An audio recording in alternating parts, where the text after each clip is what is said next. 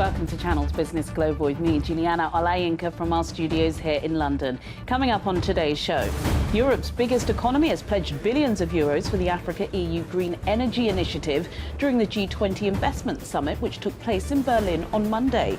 Nigeria's delegation was led by President Bola Ahmed Tinubu.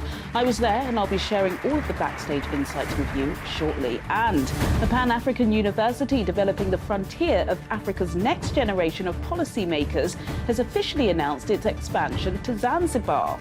Professor Leonard Wanchekon, who is the founder and president of the African School of Economics, will be joining me from Princeton with more.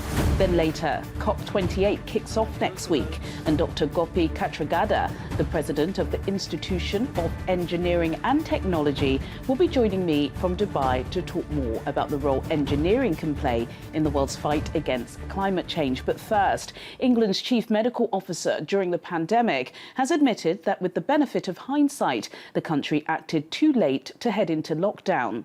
Given evidence to the COVID inquiry, Sir Chris Whitty said he was concerned about the wider consequences on society due to lockdown measures, but insisted he was confident that action was needed. The probe seeks to find out what happened during the coronavirus pandemic and what lessons can be learned. No one will be found guilty or innocent, and public hearings will be held until 2026. Well, for more on this, I was earlier joined in the studio by our business correspondent, Simon Pusey. Simon, of course, away from the big story of the week, which is Jeremy Hunt's budget, the COVID-19 inquiry, which has been ongoing for some months now, had another big name, the former Chief Medical Officer for England, Chris Whitty. What emerged from his testimony? Yeah, so Chris Whitty was on our screens daily during coronavirus times. He became a household name, always giving updates, and he was kind of the medical side of the government. So he was on the same team as the government, but he was the sort of medical voice. Trusted. Exactly. He was trying to bridge between politicians that didn't really know what they were doing and didn't really want to lock down and the science. And he's admitted that with the benefit of hindsight, they went a little bit too late in terms of locking down that first time in 2020, early 2020. I think it's important to remember, though, and he does say this, managing the virus and the consequences of lockdown are two different things. So we can criticize all we want in terms of, well, we should have locked down earlier, we should have done this, but there's other ways to die other than from coronavirus, and there's other ways to not have a good life other than getting COVID-19. And we've seen, obviously, in terms of mental health and in terms of people losing their jobs, the economy crashing, that maybe locking down might be good in terms of saving lives from COVID-19, but there are other things out there that could. Exactly. So it's not as simple as just saying, well, look, there's many people died and it's your fault. You're actually balancing lots of other things there as well. He's just the latest person, of course, to appear in this inquiry, and this isn't an inquiry that's going to pass judgment really on anyone. It's to learn lessons, but it's not going to lead to any, well, it's not directly going to lead to any kind of people going to prison or any kind of court cases or the like, but it's trying to work out when this happens again, because COVID seems to happen every 100 years, there or thereabouts. Learn lessons so that we can do better than we did last time, and we lost a lot of people, of course, and Italy had it before us, and so the warning signs were there.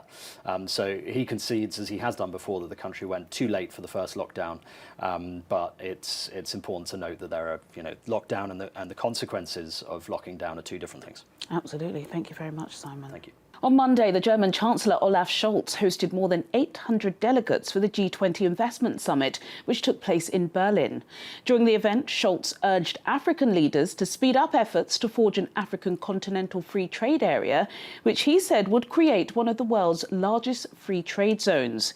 Europe's biggest economy also used the platform to pledge €4 billion for the African EU Green Energy Initiative. Separately, Nigeria's President Bola Ahmed Tinubu told international investors at the event that beyond Nigeria's natural resources, the people of Nigeria, who are highly educated, highly skilled and naturally industrious, are the primary asset and advantage the country wields over other nations in the global race for new investments. The president led a large delegation of ministers from Abuja. Well, this is a compact with Africa led by the German Chancellor Olaf Scholz, and of course it's all about helping with the investments into Africa, and it's critical that Nigeria is here. As some of the other heads of state here have said, that Nigeria, with its large population, and its huge domestic market is as important to them as some of the foreign markets are. So we're here today, Mr. President Bola Ahmed Tinubu, once again, as the Chief Marketing Officer of Nigeria, looking to encourage investors from all over the globe, and particularly in this case, those investors from Germany. And the issue here is that having made bold macroeconomic reforms that will help stabilize the economy, the benefit and the dividend of that is to have investment follow that additional stability which is bringing.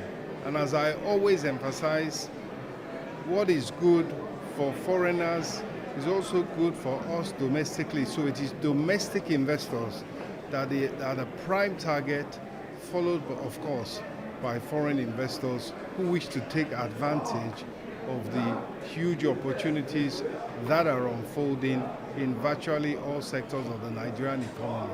One of the most important ones is the ongoing Siemens project, and I think a landing point is being reached so that the investment can go ahead in a way which is mutually beneficial and which takes care of the fact that there have been some changes, and particularly that the emphasis is on really improving transmission and partnering with Siemens in that particular area. In addition, there was just announced today that there's going to be a big LNG investment by a German company, and these are part of the follow-up, these are part of the fallout and part of the benefits of these face-to-face interactions. Firstly, Germans came to Nigeria, and now on a broader platform is a compact with Africa. It's yes, Germany, but together with other African countries, and of course, just as important, under the AFCTA agreement is the fact that the continental market of Africa is being opened up for African countries to deal with each other, trade with each other, and invest in each other. We've been identified as the next destination for international investments. And there are various areas of cooperation which we discussed at a couple of our bilateral meetings this morning together with Mr. President. We looked at area of automobile assembly. Given the population of Nigeria, which is slightly over 200 million people, there's no reason why automobile companies across the world will not have assembly plants in Nigeria. The market is there. The market is ready-made. We also looked at the area of electricity, where interventions can actually be made by foreign investors to help us stabilize our electricity, expand the capacity of our national grid, and stabilize it for us. You are aware of the Siemens deal. We had a meeting and we actually rescoping the intervention of Siemens given the current circumstances. As this agreement was reached about 5 years ago, a number of things have changed since then. We had COVID that delayed the project. We had democratic transition to a new government, and a lot of investment have also gone into the power sector. What we're trying to do is to rescope this transaction and ensure that we actually engage them into their major area of strength, which is high voltage transmission segment of the value chain in the power sector. And we're going to have a closure to the financing of the pilot deal, the pilot project, which was the importation of 10 transformers and 10 mobile substations. We're going to run that up, and we're also going to meet even later this evening to redefine the scope of this project and get the consent of both governments. In the case of Nigeria, as you know, we've had a transition.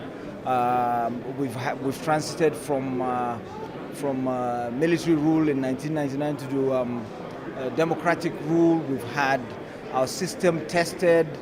We've had transitions from one individual to the other. We've had transitions from one political party to the other, and we've proved to be resilient. So, in terms of political risk, I'd say that is a thing of the past. What we're looking at addressing is financial risk. President Bola Ahmed Tinubu comes from a private sector background. He understands the concerns of businesses, and he's willing to do whatever is possible to allay those fears and to de-risk investment, de-risk trade. And Nigeria happens to have so many sectoral funds that it could use not to spend, but as credit risk guarantees, as insurance. So Nigeria has that unique advantage. So we're looking for partners like Germany to meet us halfway, to mitigate risk. And business thrives, and the medium-sized family-owned businesses, the Mittelstands here in Germany, can invest in Nigeria and in Africa as a whole. You can see that my colleagues are here, Minister of Finance, Minister of Power, Minister of Industry, Trade and Investment, and they're there to follow these things through. And also, we have a delivery unit in place that the President has given priority. And it is expected that every ministry, in fact, all MDAs, should have their delivery units to unclog bottlenecks and to make sure that things move forward. And so there's the follow through. I think they're more interested in establishing processing of facilities in Nigeria. So that will help us with industrialization policy of our Excellency, President Bola Ahmed Tinubu, where we're establishing an agreement not to export raw minerals, raw agriculture, but rather to produce and process them within Nigeria to further create job opportunities for our teeming youths and population. Another interesting conversation is in the area of skill acquisition. We know that in July 2023, the German Parliament approved the Skill Immigration Act, where they are looking at immigration to vocational, non-educated skilled workers. And interestingly, I recall that on the sidelines of the hunger, His Excellency President Bola Ahmed Tinubu launched the Nigerian Talent Export Program, the NATEP, and also the Worker Poverty Initiative.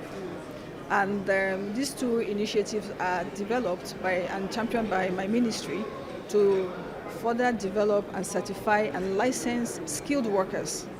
We have over 17 million unemployed youths, and we believe that this program, by licensing them and giving them an internationally recognized certificate that enables them to work anywhere, work even in Nigeria's growing industries. We've noticed that manpower shortage is also affecting Nigeria. Skilled manpower shortage is also affecting Nigeria and the industries within Nigeria. So we've established some relationship and understanding with the German government on how to further develop and collaborate in this very critical area. And I think this is one of the major drivers to see the end of unemployment in Nigeria. The Compact with Africa, as you know, is an initiative of the G20, and we know very well that Nigeria has been looking for a way to join the G20, which hopefully is coming up soon. Now, the Compact is a brainchild of this G20, which came into being in 2017 during the German presidency. And the importance of this G20 vis-a-vis Compact with Africa is to help in reforming investment, reforming doing business with African countries, and Nigeria, as we know, is ripe for investment because of our huge population, the huge resources available. So yes, it is important that we are here today. Mr. President is here to let the world know, to let the European world know that Nigeria is ready for them to come for investment. The African School of Economics has officially announced its expansion to Zanzibar. It marks the university's first location in East Africa, with plans for a state-of-the-art campus for African students and world-class faculty. ASE will also become the latest high-profile addition to the Silicon Zanzibar initiative, as it kickstarts the next phase of its expansion plan to become the go-to Pan-African centre of higher learning. Well, for more on this, I'm now being joined by Professor Leonard Wanchekon, who's the founder and president of the African School of Economics. The professor joins me from Princeton, New Jersey. Professor Leonard Wanchekon, thank you so much for joining me on Channel's Business Global. So the African School of Economics has been running for almost a decade now. The aim at its genesis was to address the lack of African talent at the forefront of cutting-edge innovation and research. How is that going 10 years down the line? Oh, thank you very much for the opportunity. It's going extremely well. So we have, for the past 10 years, been able to place about 45 students in top PhD program in the US. Many of our students are either postdoctoral students or professors already in US universities and international organizations like IMF, World Bank, and so on, for the past just 6-7 years. So it's going extremely well, at least in terms of placement. Now we are thinking about expanding across the continent in other sites, but more importantly, in other disciplines. Before it was economics and finance, now we are moving to engineering, to business, and to public policy. It's really exciting, and I'm sure many of our viewers watching would not have heard of the African School of Economics before, but you are expanding now, as you quite rightly said, into the east of the continent, Zanzibar. I was pretty surprised, actually, doing some research, that there is Silicon Valley Zanzibar, and that, you know, lots of technicians there, all very interested in the explosion of the region. Can you talk to us about why that was the chosen destination? Oh, thank you. So, in fact, it's because Zanzibar is it's a nice place. Not only environmentally, politically, it's a great destination. Have well connected with airlines, but more importantly, is building an ecosystem of tech companies from around the world at Silicon Zanzibar. So, what we try to do is to be at the center of this ecosystem of tech companies. So it's a wonderful opportunity, not only for students, but also for faculty. And we are very lucky to have not only the partnership with my university, Princeton University, which is one of the top universities in the world, but also IIT Madras, which is one of the top engineering schools in India. So ASE, African School of Economics, and the engineering school from India, IIT Madras, being one place in the middle, of a tech ecosystem. I think it will be a wonderful opportunity for the continent and for students and scientists and researchers. Definitely, it is a wonderful opportunity. And as you were talking about Zanzibar being a nice place, I was like, it is a very nice place. It's quite grey and cold, grey and cold in London. So I certainly would love to study there. You did mention, of course, ASE going for 10 years now. Over the past 7 years, you've seen lots of success. Over 15% of graduates have gone on to places, like you said, Princeton, where you are, Harvard University, Penn, Wisconsin, etc. Are these students coming back? Because it's wonderful and it's a great initiative, but we don't constantly want to be seeing our best talent leaving in their droves, because this is such a great educational opportunity. So are you making sure that the students do come back, so what you're setting out to achieve, you can actually achieve? Yes, in fact, two things. First of all, the issue is not just like we don't have enough African academics in particular on the continent. The fact is that the story of Africa, the narrative of African development, is mostly done by others, not by us. So it's very important that we get our students involved in telling the story of African development, regardless where they are, to some degree. Now, it's also true that most of the students are actually working on the continent as a faculty in government, international organizations based on the continent, like UNDP, like the World Bank Office, government, and so on. Now, something important, the reason why we are expanding is because only a small fraction of the students will leave the continent. Most of them will be on the continent. So we need to make sure that there are opportunities for them, So 95% of our students, regardless, will still be on the continent, and we need to give them the same training that they would have had if they were in the US or Europe. Professor Leonard Wanchekon, who is the president of the African School of Economics. He is also a professor of politics and international affairs at Princeton University. Thank you so much for your time today. My pleasure, my pleasure. Thanks so much for the opportunity. Thank you. Thanks, Professor. Now to my final topic. With COP28 kickstarting next week, experts are recruiting a large pool of pioneering institutions to join in the fight against climate change. Dr. Gopi Katragada, the president of the Institution of Engineering and Technology, is one of those leading that charge, and he joins me now from Dubai for more on this. Dr. Gopi Katragada, thank you so much for joining me on Channel's Business Global. So it does seem as if all roads are leading to COP28 in Dubai, which is taking place in a couple of weeks. Talk to us, Doctor, about the role that engineers, technology, and of course the big sector or subject at the moment, artificial intelligence, play in addressing and finding solutions to tackle climate change.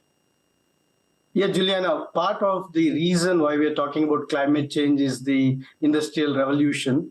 And with all the good that it brought and the development that we are enjoying today, one of the areas that we need to help address is climate change. So in a way, technology has brought about the issues that we are trying to tackle.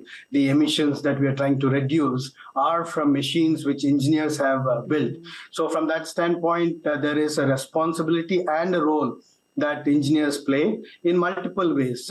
They will look at new materials, new ways to optimize using AI, and new ways of bringing in technologies from new areas such as life sciences to ensure that we are consuming only what we need to consume, while even that we are optimizing to have the least impact to the environment. It's so interesting, isn't it? Because hearing you explain it, of course, it's the machines that are built that are emitting emissions. As you said, going back to the Industrial Revolution, the cradle, of course, was here where I am in London. But for some reason, there appears to be a very loose connection between climate change and engineering. I don't know if you've seen some of the massive protests that takes place in places like America and in London with Just Stop Oil and other environmentalists. There seems to be lots of fingers pointed at government and lots of fingers pointed at the oil and gas firms. Why is it that the engineering firms and people like you are getting off scot-free?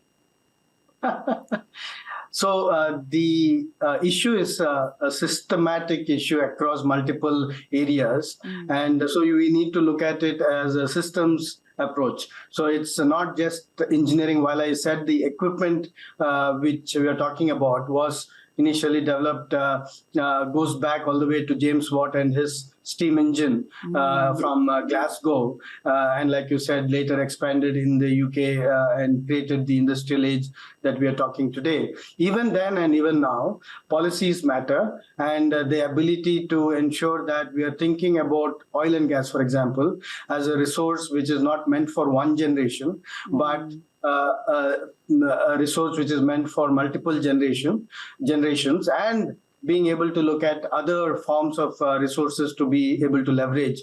And also the government's ability to ensure that consumerism is something that is not encouraged in the hunt for GDP growth.